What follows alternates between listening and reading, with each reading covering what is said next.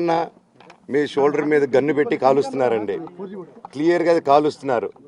ఆయన నేను పనులు చేసుకుంటూ అన్ని రకరకాలుగా ఉన్నప్పుడు ఆయన బ్రెయిన్ వాష్ చేసుకొని నా వ్యక్తిగత జీవితంలో బయట పెట్టి నన్ను నా వ్యక్తిగత జీవితం తప్ప అది కూడా నేనేం తప్పు చేయలేదండి. నేను ప్రేమించిన అమ్మాయిని పెళ్లి చేసుకున్నాను, ఆ అమ్మాయి కోసం పోరాడాను.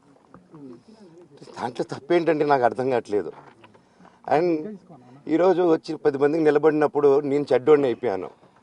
ఎక్కడ సైన్ పెట్టమంటే పెట్టాను, రమ్మంటే వచ్చాను, పొమ్మంటే పోయాను. ఎన్ని సినిమాలు చేయమంటే అన్ని సినిమాలు చేశాను. అన్న కంపెనీల్లో పనిచేశాను, సాంగులు చేశాను, వాళ్ళకి రికార్డింగ్లు చేశాను, ఫైట్ డైరెక్షన్లు చేశాను. ఎంతో గొడ్డులాగా కష్టపడాను, మనసు పూర్తిగా సంతోషంగా చేశాను. నాకు 1 రూపాయి అడిగింది లేదు, ఆశించలేదు. నేను దానికోసం నాకు కావాలి, నేను పనిచేసిన దానికి కూడా నేను అడగట్లేదు. ఒకటే అడుగుతున్నాను, మీకు నిజం తెలియాలి. అందుకోసమే ఏంట్రా వీడు అన్నీ బయట పెడుతున్నాడు అనుకోవచ్చు, కానీ ఈరోజు నాకు భార్య పిల్లలు ఉన్నారండి.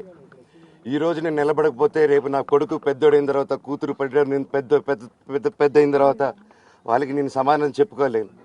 నేను దొంగతనం చేసి వేరే వాళ్ళ కడుపులు కొట్టి నా పిల్లల మొహం నేను చూడలేను, ఆ కూడు నా పిల్లలకి పెట్టలేను. మా నాన్న నన్ను అలా పెంచలేదు, మా అమ్మ నన్ను అలా పెంచలేదు. మధ్యలో మా అమ్మ నలిగిపోతుంది.